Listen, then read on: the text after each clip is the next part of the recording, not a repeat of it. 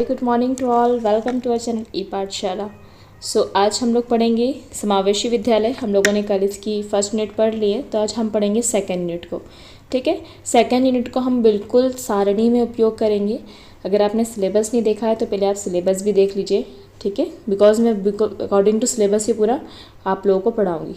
ठीक है, second unit में आप लोगों को विभिन्न प्रकार के जो अक्षमता वाले बालक हैं उनके बारे में बताया गया है। ठीक है, तो हम उनको सभी को क्या पढ़ेंगे, उस फॉर्म में ही पढ़ेंगे। मतलब जैसा जैसा हम लोगों ने सिलेबस में लिखा है ना। देखिए, ये है विभिन्न आवश्यकता वाले बालकों की सूची। ये दिख रहा है, ये है विभिन्न आवश्यकता वाले बालकों की सूची। अब इसमें हम पढ़ेंगे श्रेणी, यहाँ पे मैं आपको बताऊंगी। और ये सबसे बेस्ट तरीका है किसी चीज़ को पढ़ने का, क्योंकि एक ही जगह अपन को सभी मिल जाएगा।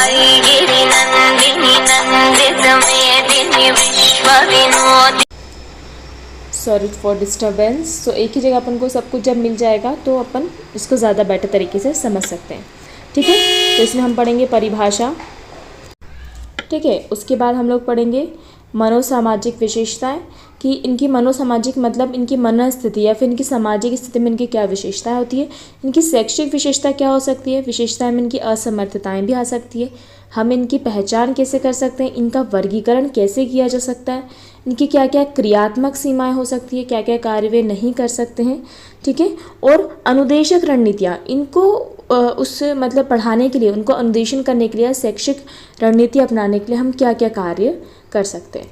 ठीक है, तो ये हम लोग पढ़ेंगे। आई होप थोड़ा विजिबल होगा। ठीक है, एक्चुअली में टेबल थोड़ा सा बड़ा है तो हो सकता है आपको विजिबिलिटी में प्रॉब्लम आए।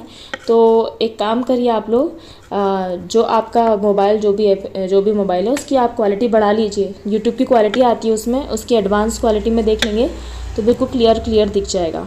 ठीक है, क्योंकि क्वालिटी अधिकतर कम होती तो क्लियर नहीं दिखते हैं शब्द, तो आप उसको क्लियर कर लीजिए। मैं इसको हाई क्वालिटी पे ही अपलोड करूँगी वीडियो को। तो ठीक है, सबसे पहले आती है भैया अपनी गामक विकलांगता। गामक से क्या समझ में आ रहा है, गामक मतलब क्या होता होगा, चलने वाला। ठीक है, गामक मतलब गतिशील बोल सकते हैं ना अपन, गतिशील, तो उसको गति में प्रॉब्लम है। तो परिभाषा क्या है, शारीरिक गतिविधियों और गति में कमी या बाधा। ये ठीक है, इसको हम बोल सकते हैं गामक विकलांगता। समझ में आई, शारीरिक गतिविधियों मतलब शरीर की गतिविधियों और गति में कमी या बाधा का होना गामक विकलांगता कहलाता है। ठीक है, मैं आपको बिल्कुल पॉइंट टू पॉइंट बोलूँगी, आप अपने हिसाब से सेंटेंस बना लीजिए। बिकॉज इतना अगर मतलब सहायता देना ठीक रहता है, लेकिन पूरी तरह आपको पका के अगर मार दिया जाएगा ना तो आप खुद की क्रिएटिविटी नहीं यूज़ कर पाओगे। तो इसके जो मेन हिंट है, जो मेन पॉइंट है, वह मैं आपको इसमें बाकायदा बता दूंगी। और इसमें से क्वेश्चन बिल्कुल सीधा क्वेश्चन उठ के आएगा। अब देखो, मनोसामाजिक विशेषता आ जाए तो गामा की परिभाषा लिखना और उसकी मनोसामाजिक विशेषताएं लिख देना। ठीक है, अच्छा मैं आपको उसके 1 to 3 पॉइंट में बता देती हूँ। एक मिनट है ना, उसकी भी शायद मेरे पास है। हाँ, ये है ना। ठीक है, तो ये तो इसमें आपको मैंने 5 पॉइंट्स ही इधर लिख दिए, उधर मैंने पॉइंट्स नहीं लिखे थे, इधर 5 पॉइंट्स है। तो गामक के बारे में जो भी है उसकी परिभाषा, और फिर अगर शैक्षिक विशेषता है तो 5 शैक्षिक पॉइंट आ जाए, वर्गीकरण आ जाए, जो भी है भैया तुम्हारा, तो क्या आ जाएगा, ये आ जाएगा इस हिसाब से। ठीक, स्टार्ट करें पढ़ना। बहुत सारे हमने बातें कर ली, इतनी बातें मैं करती नहीं हूँ नॉर्मली पढ़ाते समय तो। ठीक है, तो शारीरिक गतिविधियों और गति में कमी या बाधा को हम क्या बोलेंगे, गामक विकलांगता। ठीक है, अब इससे भैया क्या होगा, इससे पहला जो बालक है उसको दिमाग में बिठाओ कि कोई बच्चा है, उसको चलने में प्रॉब्लम है। ठीक है, उसको चलने में प्रॉब्लम है, आप दिमाग में बिठा के उसको चलो, तो उसको क्या क्या चीज़ें हो सकती है, उसको आत्मसम्मान में कमी हो सकती है। वो ये कभी ना कभी तो दिमाग में चीज़ आती होगी ना कि मतलब यार देखो वो इतना आराम से जा रहा है, मुझे प्रॉब्लम हो रही है, तो उसके आत्मसम्मान में कमी, उसको ऐसा लगता है, वो खुद से ऐसा सोचता है।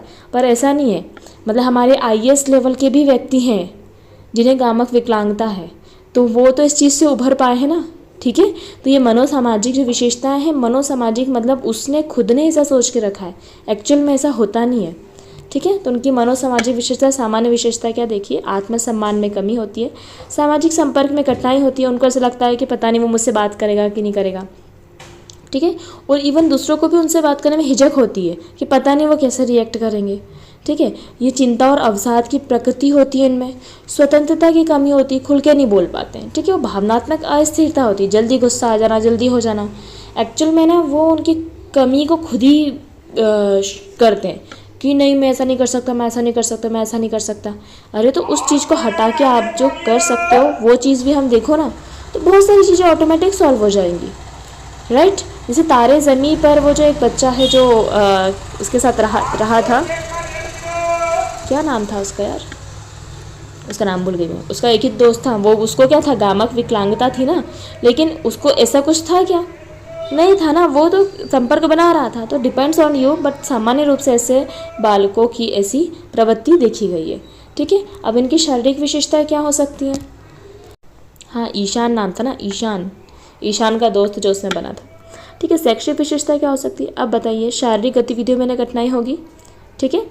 खेलकूद में भागीदारी में कमी होगी क्योंकि शारीरिक रूप से वो है, ठीक है। कक्षा में स्थानांतरित करने में कठिनाई होगी, ठीक है, क्योंकि वहाँ से वहाँ जाना है। तो शारीरिक शिक्षा प्रदर्शन में अंतर होगा, मतलब शारीरिक शिक्षा होती है जिसमें व्यायाम वगैरह ये सब चीज़ें आती है, उसमें वो ठीक से नहीं कर पाएंगे प्रदर्शन। सामान्य शैक्षिक सामग्री की पहुंच की समस्या होगी, जैसे लाइब्रेरी का पीरियड हो गया, ठीक है, अलग अलग कक्षा में अलग अलग पीरियड्स लग रहे हैं, तो उस हिसाब से उसको जाने की प्रॉब्लम्स जा सकती है। That much is clear to all. अब नेक्स्ट आता है कि आप भैया उनकी पहचान कैसे करोगे।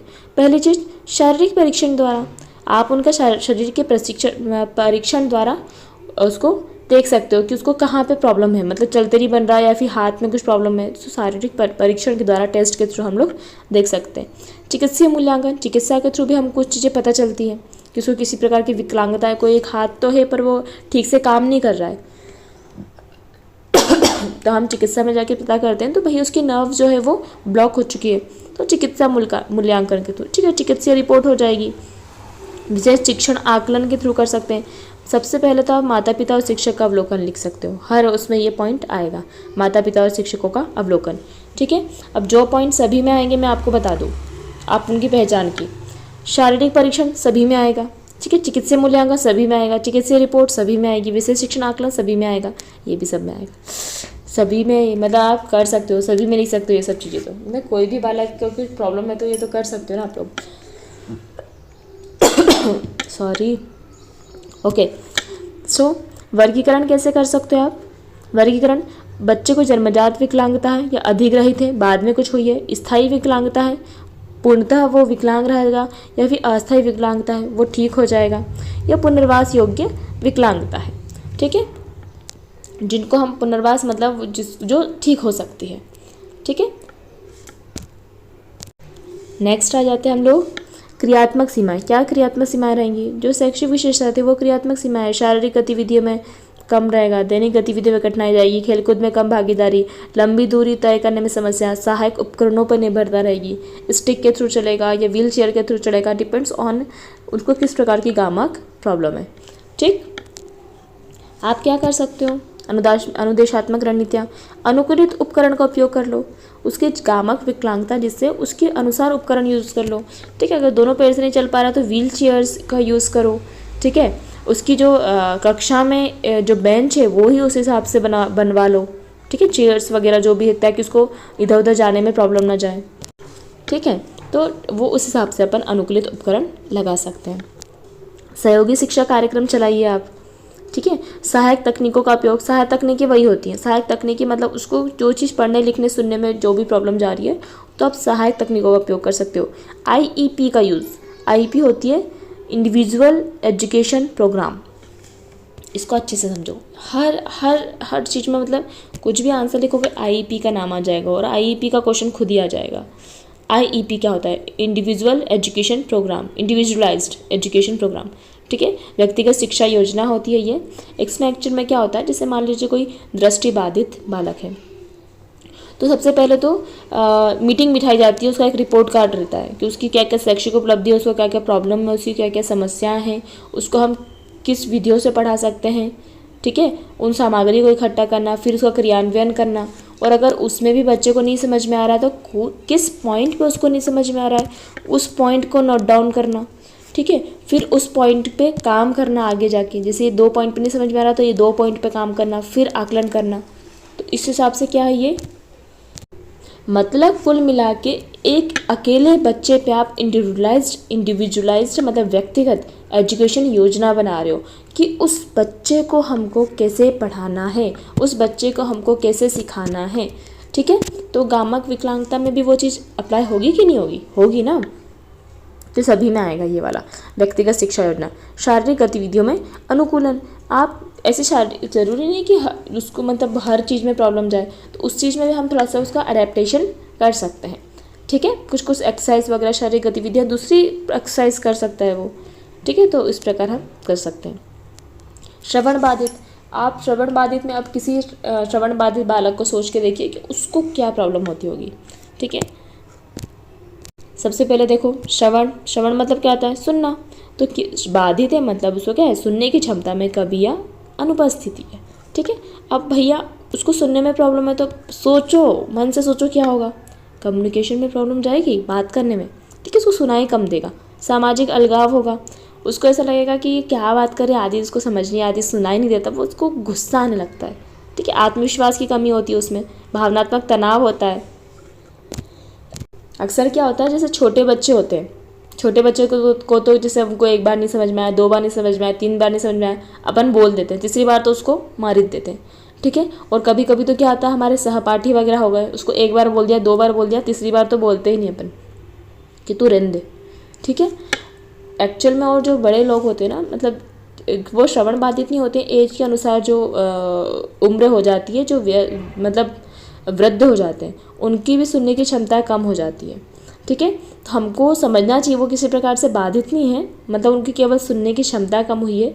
तो जैसे उन्होंने हमें बचपन में कम से कम 4 बार तो बोला था, तो हम भी उनको कम से कम 4 बार तो बोल ही सकते हैं ना। जैसे अब नॉर्मली काफ़ी लोग क्या होते हैं, चिड़चिड़ा जाते हैं, जबकि उन्हीं बुजुर्गों ने उन्हें बचपन में 4 5 बार उसी चीज़ को, एक चीज़ को रिपीट कर करके बताया है।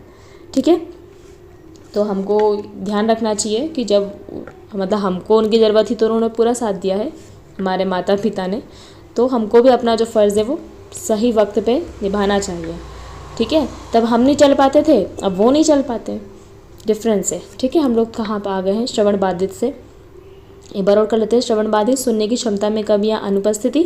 ठीक है, संचार में बाधा होगी, सामाजिक अलगाव होगा, आत्मविश्वास में कमी होगी, भावनात्मक तनाव होगा और सामाजिक अंतःक्रिया में कमी होगी। ठीक है, सामाजिक अलगाव, सामाजिक अंतःक्रिया, लग रहा है बिल्कुल एक जैसे पॉइंट है, यही लिखना है ना, मैं बता रही हूँ आपको, कंसेप्ट क्लियर होना चाहिए, यही लिखना है सब में। अब इसमें मेन चीज़ क्या है? संचार। ऊपर वाले में संचार नहीं था, अब उसको सुनने में प्रॉब्लम जाती है तो संचार में प्रॉब्लम जाएगी ना। अगर मैं दृष्टिबाधित की बोलूँ तो उसको देखने में प्रॉब्लम जाएगी ना। तो इतना तो अपन मन से लिख सकते हैं। ठीक है, अब उसकी क्या क्या आ जाएगी? शैक्षिक विशेषताएं। सुनने और बोलने में कठिनाई। बोलने में क्यों कठिनाई होगी? क्यों होगी? मुझे बताओ, अगर कोई बच्चा जन्मजात रूप से श्रवण बाधित है तो उसको कैसे पता चलेगा कि अ को अ बोलते हो और ये आ है? वो नहीं प्रोनाउंसिएशन कर पाएगा ना इतना ठीक से, क्योंकि वो उस चीज़ को ठीक से सुन ही नहीं पा रहा है, तो उसको कैसे प्रोनाउंस कर पाएगा? ठीक है, बहुत सारी चीज़ें, प हो गया, प फ ब भ म एक जैसे लिपसिंग हो रही है, तो वो बच्चा क्या समझेगा ये है क्या? ठीक है, तो अधिकतर देखा गया है जो श्रवण बाधित बालक होते हैं ना, उनकी सुनने बोलने की कठिनाई होती है, उनको कक्षा में निर्देशों को समझने में समस्या होती है। ठीक है, मौखिक गतिविधियों में भागीदारी कम होती है, मौखिक गतिविधियों में, क्योंकि उसमें लिखित कुछ होता नहीं है ना। आई बात समझ में? कुछ लिखित नहीं है तो उसको क्या समझ में आएगा? सामने वाला बोल रहा है तो वो उसका ध्यान होना उसके लिप्स में, लिपसिंग पढ़ने में रह जाता है कि वो क्या बोल रहा है, क्या बोल रहा है, क्या बोल रहा है, क्या बोल रहा है, और वो मतलब पिक्चर ख़त्म हो जाती है, तो उसको पसंद ही नहीं है, उसको चीज़ें समझ नहीं आती ना, तो गुस्सा आने लगती है। ठीक है, तो कक्षा, एक मिनट इसको हम ये कर लें। सुनने और बोलने में कठिनाई होगी, कक्षा निर्देशों को समझने में समस्या आएगी। ठीक है, उसके बाद मौखिक गतिविधियों में भागीदारी कम होगी, श्रवण यंत्रों का उपयोग करेंगे, विशेष शैक्षिक सहायता की इन्हें आवश्यकता होती है। ये तो सभी को रहेगी वैसे तो, विशेष शैक्षिक सहायता की आवश्यकता। इसका मतलब यह है कि हमको इनके लिए विशेष शिक्षक की आवश्यकता होती है, जो मतलब अपने क्या बोल सकते हैं, जैसे वो बोलते हैं द वे, मतलब उनको जिस प्रकार समझ में आता है, अपने हाथों का उपयोग किस प्रकार करना है। ठीक है, हाथों का और लिपसिंग का किस प्रकार, थोड़ा बड़ा बड़ा मुंह खोल के हमको बोलना है, ताकि उन बच्चों को समझ में आ जाए। ठीक है,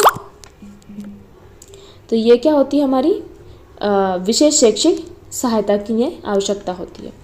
ठीक, नेक्स्ट हमारा आ जाएगा कि इनका हम पता कैसे करेंगे। ठीक है, पहले श्रवण परीक्षण कर लिया, उधर हमने गामक परीक्षण किया था। ऑडियोलॉजी परीक्षण होता है, ऑडियोलॉजी परीक्षण एक सुनने की क्षमता का परीक्षण है। ठीक है, फिर हमने चिकित्सीय रिपोर्ट के थ्रू कर लिया, शिक्षक द्वारा आकलन, माता पिता का ध्यान।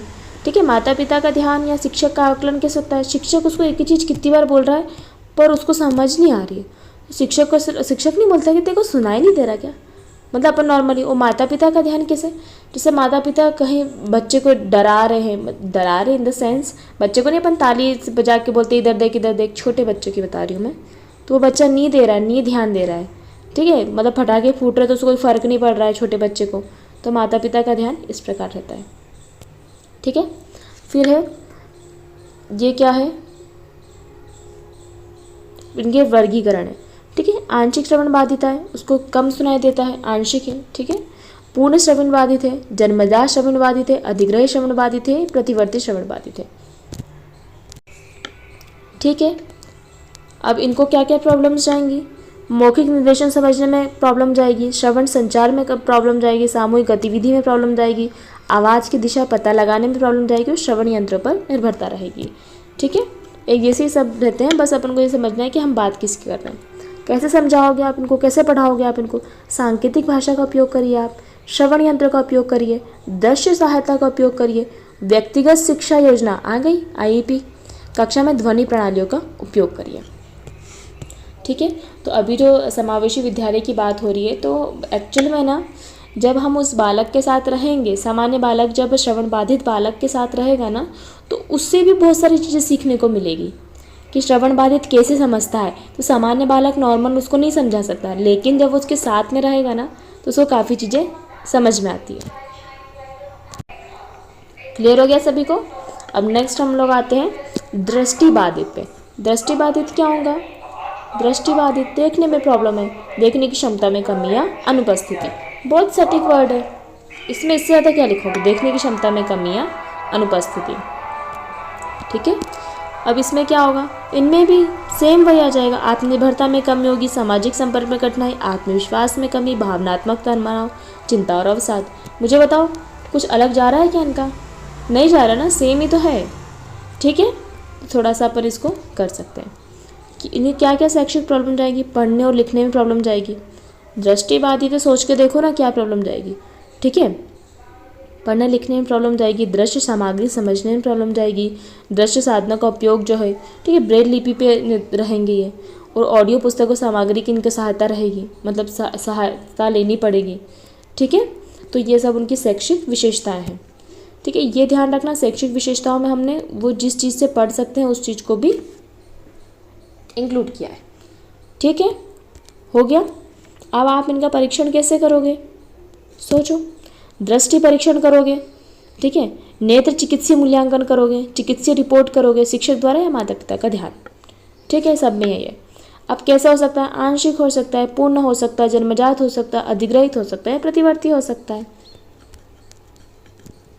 ठीक है, अब क्या होगा इनका, क्या क्या कमियां होंगी इनको? दृश्य सामग्री समझने में कमी होगी, शैक्षिक सामग्री तक पहुंचने में कमी होगी, दैनिक गतिविधियों में कठिनाई होगी, दृश्य शिक्षा निर्देशों की आवश्यकता होगी और सहायक उपकरणों पर निर्भरता होगी। कोई इसमें डिफरेंस लग रहा है ज़्यादा? है ना? तो लिख लो ना आप, यही तो उनका क्रियात्मक सीमाएं हैं और ये इनकी शैक्षिक विशेषताएं हैं। पर मैं यहाँ पे आपको एक चीज़ और क्लियर कर दूँ, अगर उनकी क्रियात्मक सीमाएं और शैक्षिक विशेषताएं साथ में आ जाती है तो ये ध्यान में रखना। क्रियात्मक सीमाएं मतलब उनको क्या क्या क्रिया करने में प्रॉब्लम जाती है, शैक्षिक विशेषताएं मतलब शिक्षा ग्रहण करने में उनको क्या क्या प्रॉब्लम जाती है। क्लियर है? ठीक है, अब बताओ आप उनको कैसे पढ़ाओगे भैया? किसको? दृष्टिबाधित को। ब्रेल लिपि का उपयोग करिए आप, ऑडियो बुक का उपयोग करिए आप, उभरते हुए नक्शे चार्ट का उपयोग करिए, सहायक तकनीकों का उपयोग करिए दृष्टि में जो काम आए, और IEP। ठीक है, ठीक है, आई होप आपको पूरा समझ में आ रहा होगा और आंसर कैसे लिखना है ये भी अपने दिमाग में चल रहा होगा, है ना? अब आते भैया अधिगम क्षमता। अधिगम मतलब उसको पढ़ने में प्रॉब्लम है, ठीक है, सीखने में लगातार कठिनाइयाँ, विशेष समस्या हो रही है।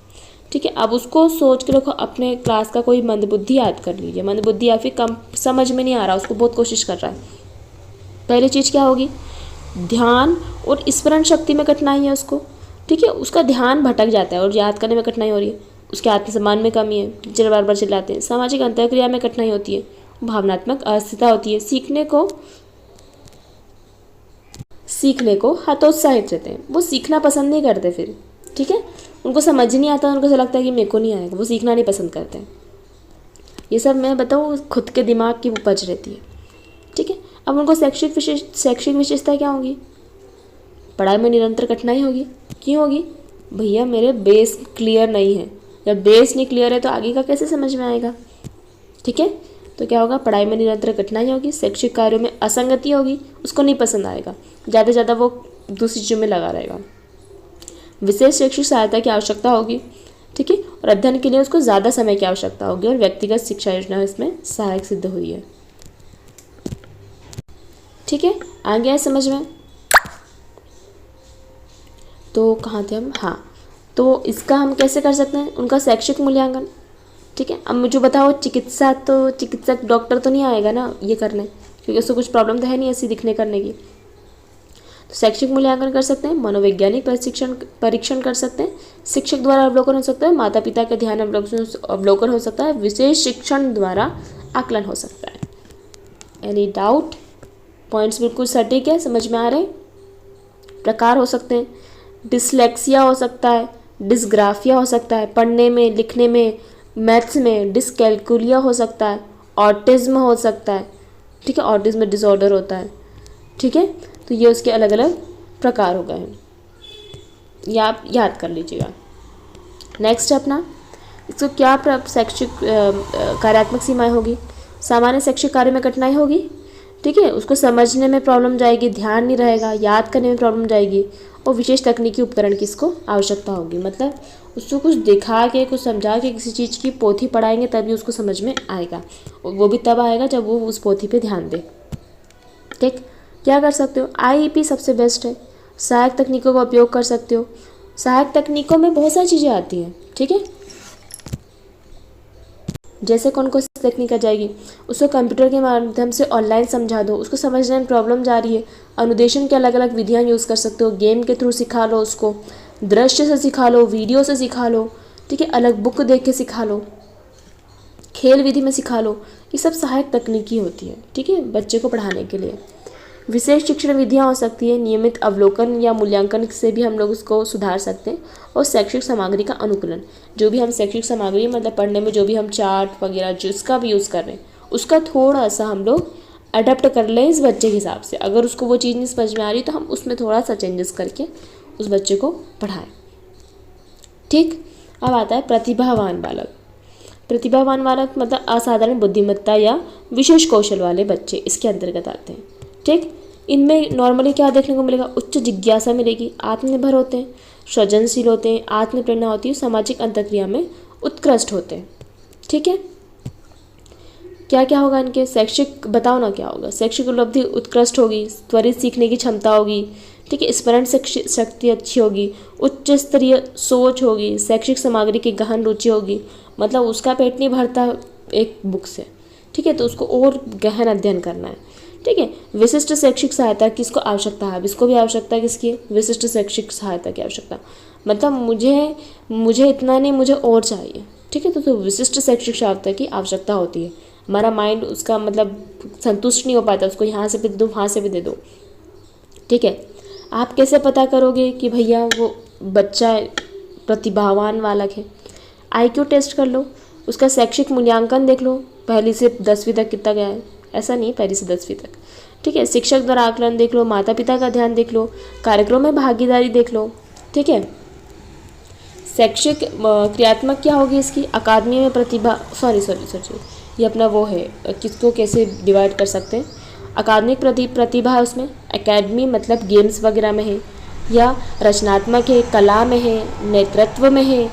ठीक है, ये कला फिर से आ गई ना, कलात्मक प्रतिभा और खेल प्रतिभा है। हाँ, ये तो एक जैसी हो गई है।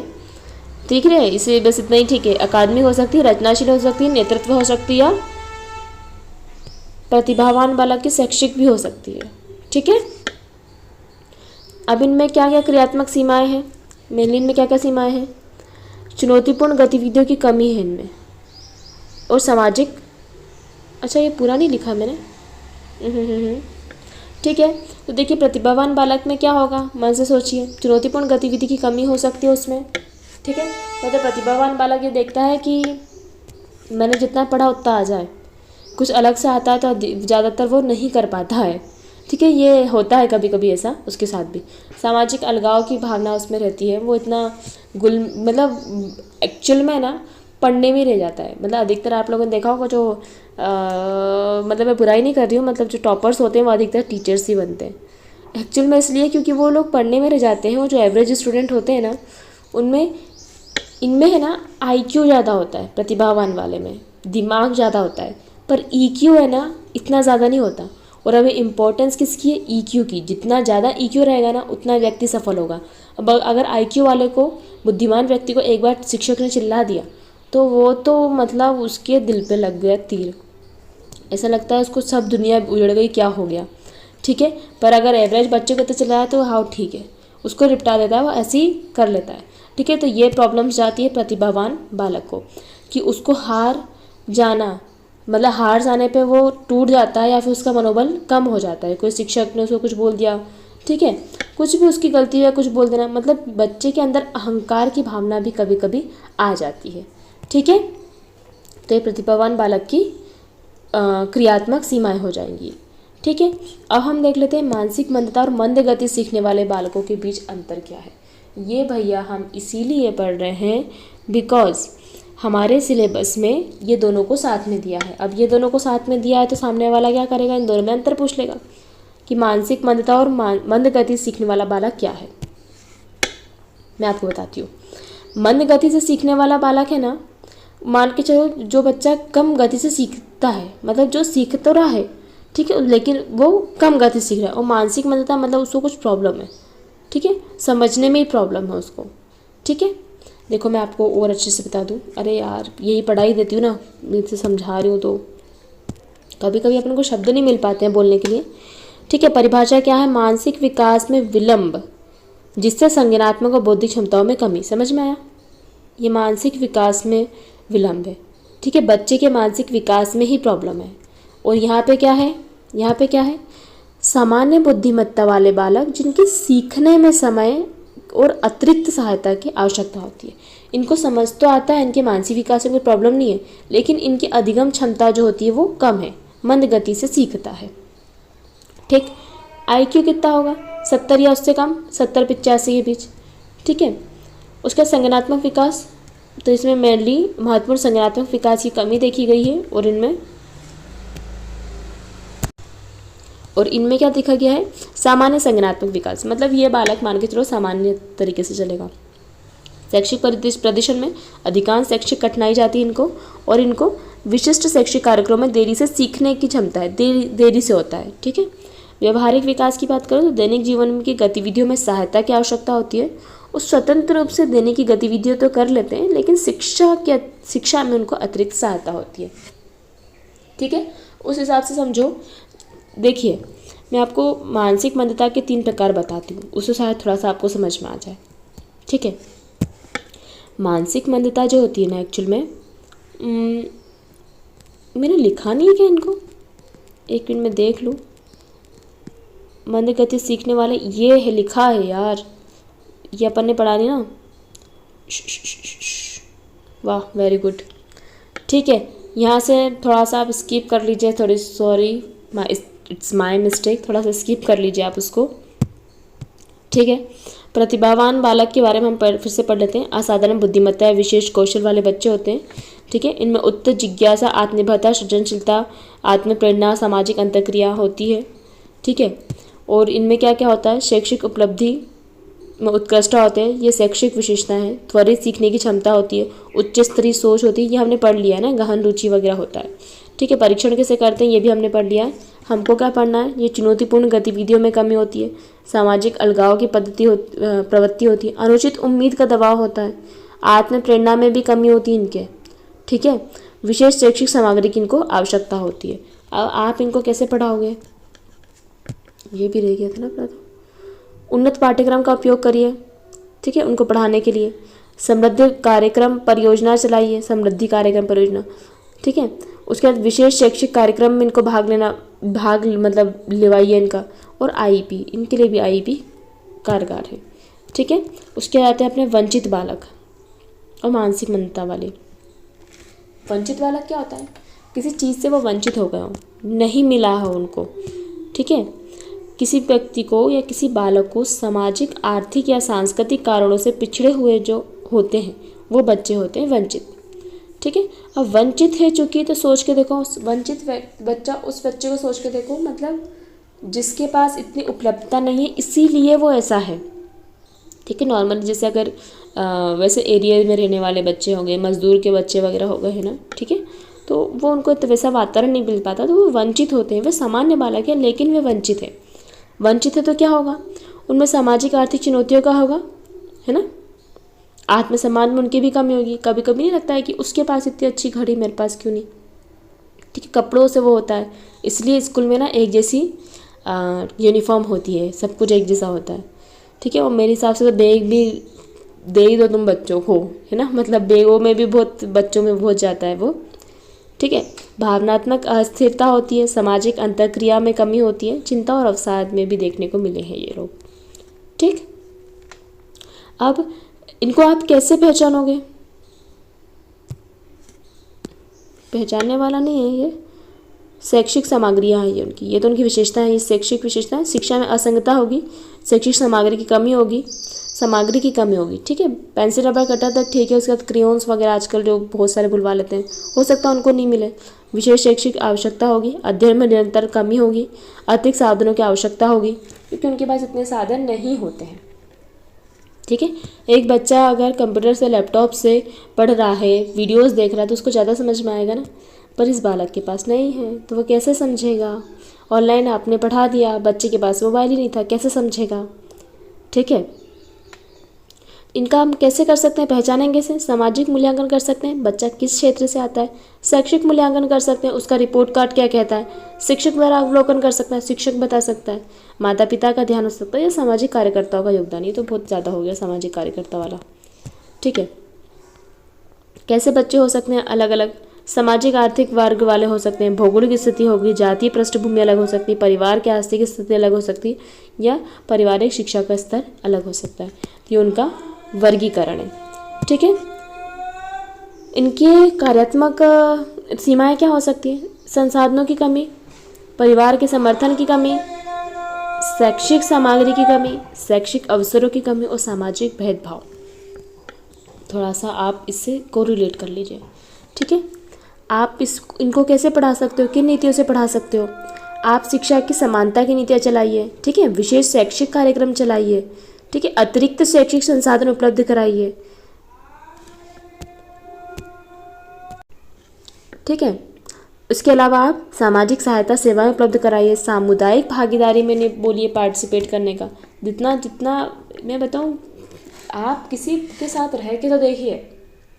अगर आप किसी के साथ नहीं रह रहे तो दूर से अगर आपको सिर्फ उसकी अच्छाइयाँ दिख रही है, जब उसके साथ रहने लगोगे ना उसकी बुराइयाँ भी दिखने लगेगी। और सेम इसका विपरीत कर लो, आपको दूर से उसकी सिर्फ बुराइयाँ दिख रही है पर उसके साथ रह के तो देखो उसकी अच्छाइयाँ भी दिखने लगेगी। ठीक है, तो ऐसा होता है। मानसिक मंदता पे आ जाते हैं। मानसिक मंदता क्या होती है भैया, है ना, यहाँ पे अपन को ज़्यादा अच्छे समझ में आएगा। उसके बाद अपन डिफरेंस पढ़ लेंगे।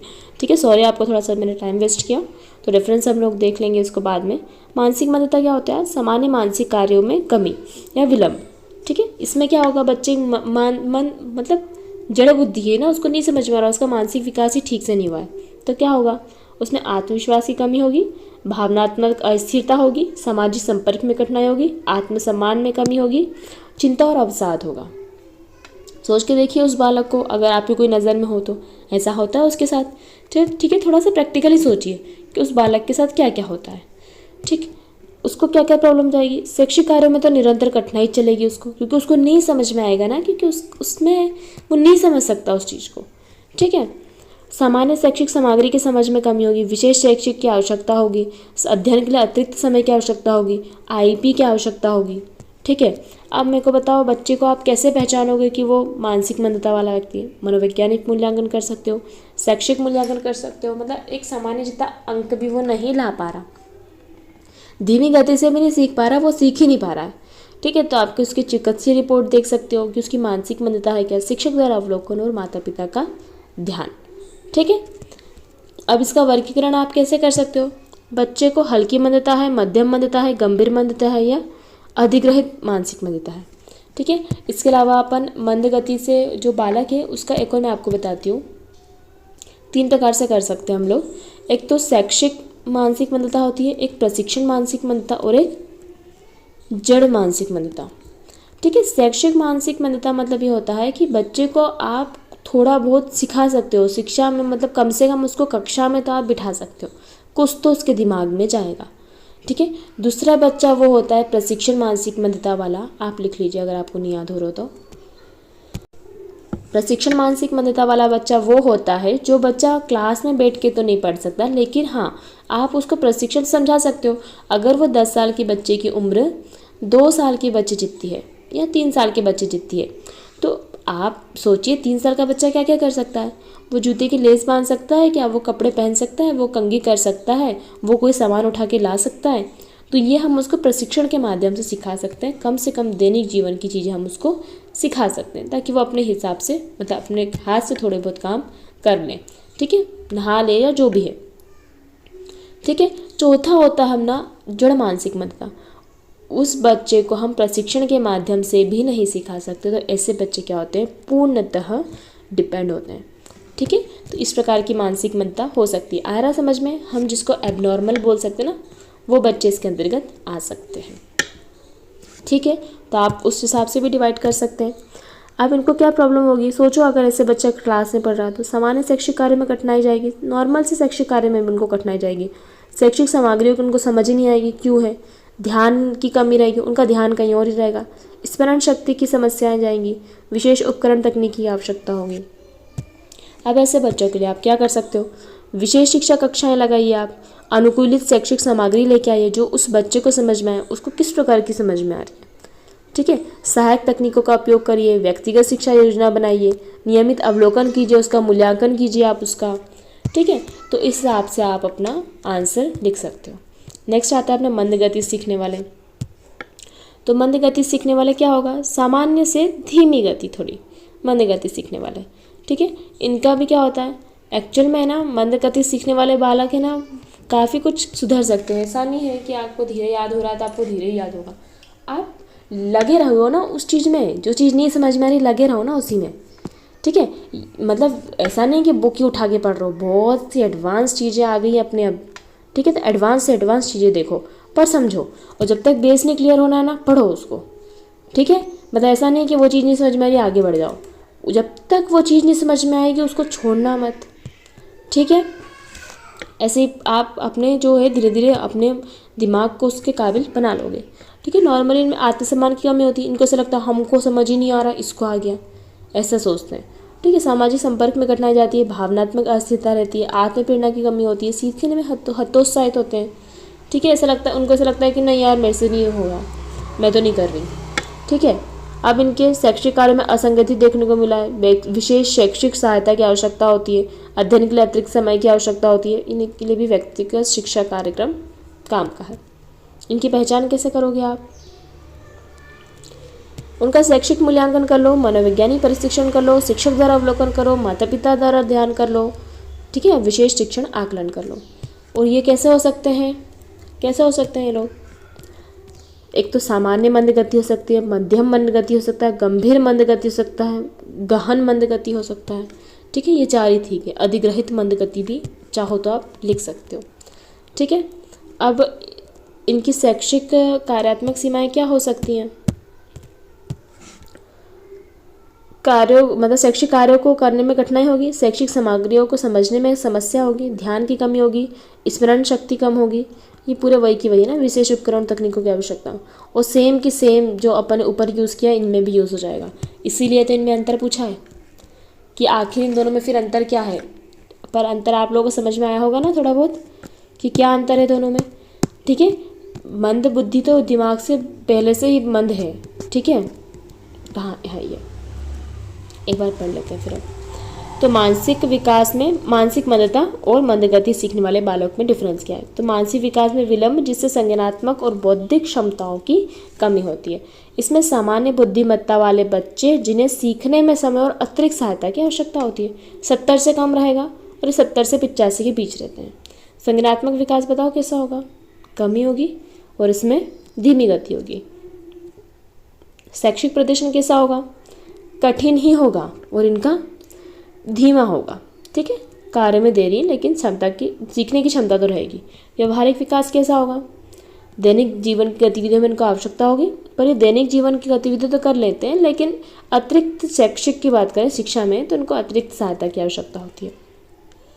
सामाजिक अंतःक्रिया की बात करें, संबंध बनाने और बनाए रखने में कठिनाई है।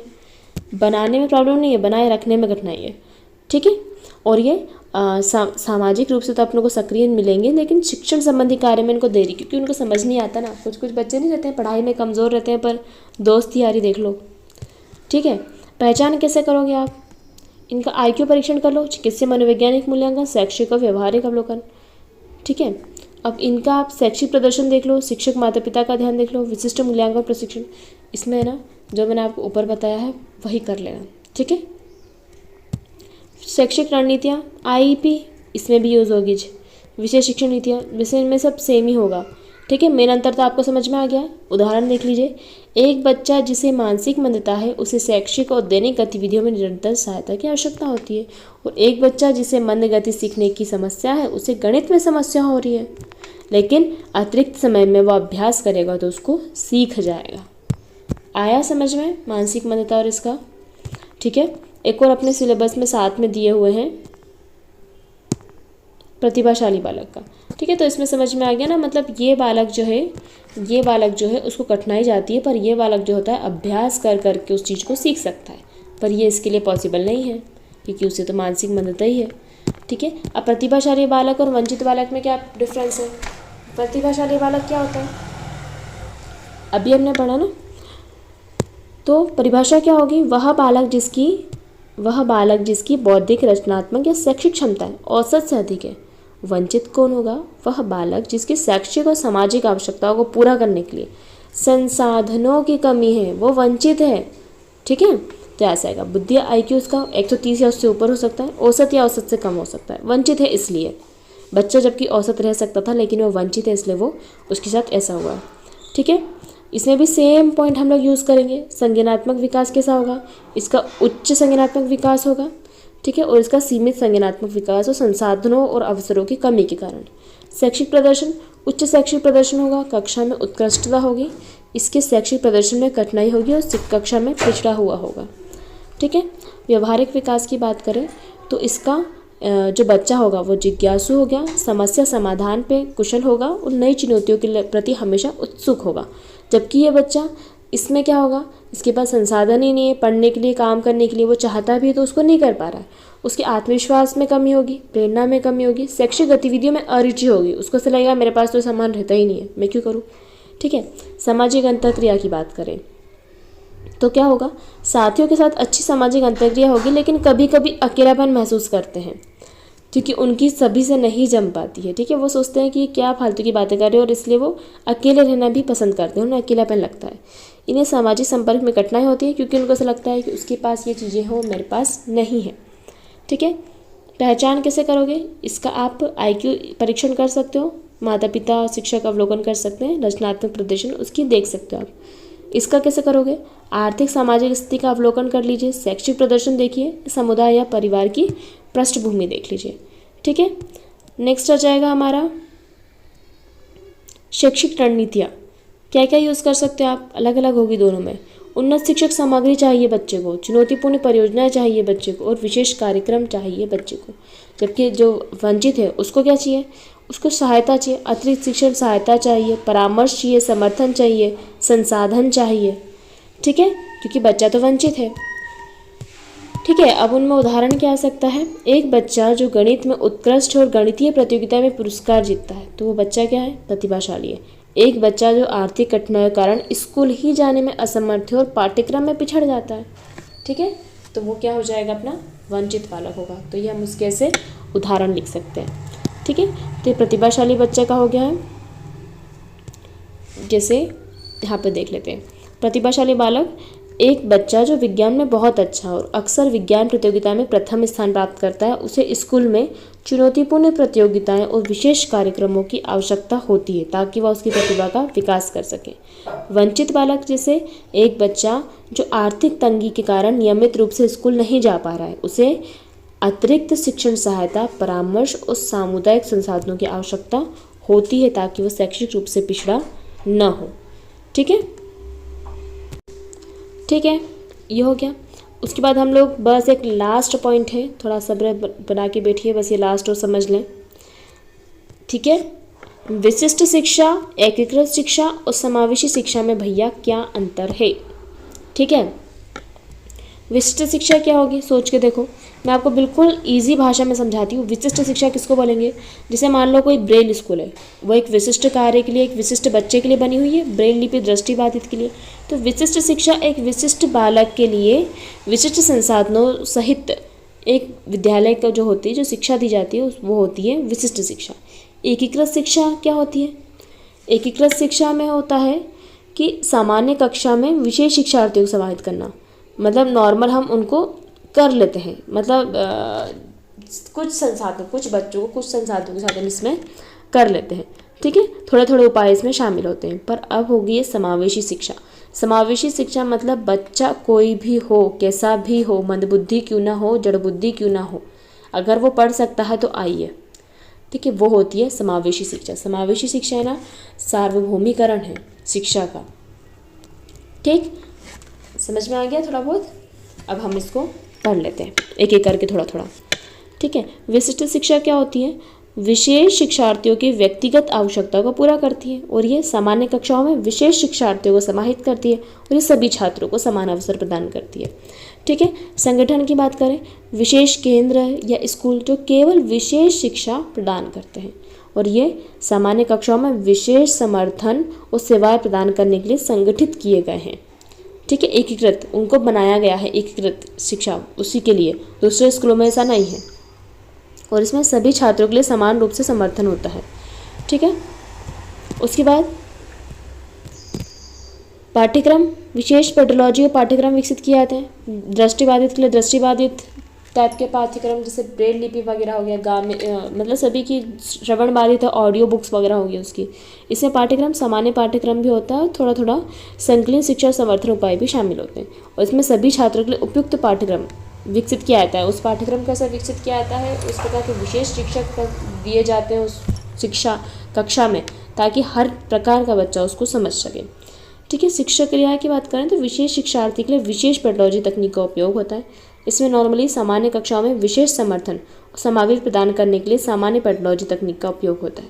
ठीक है, नॉर्मल पेडोलॉजी इसमें अपन उपयोग करते हैं और इसमें ज़्यादा से ज़्यादा अनुकूलित जो होती है, ज़्यादा से ज़्यादा जो बच्चा अडॉप्ट करता है, उसको उसके अनुकूलन हो, उसको समझने योग्य हो, इस प्रकार की सामग्रियों का हम इसमें यूज़ करते हैं। ठीक है, समर्थन स्तर देखिए तो इसमें विशेष समर्थन देता है, व्यक्तिगत ध्यान दिया जाता है। ठीक है, इसमें समर्थन की अधिकतम संभावना होती है और उसमें समूह और समर्थन प्रदान करने की क्षमता होती है।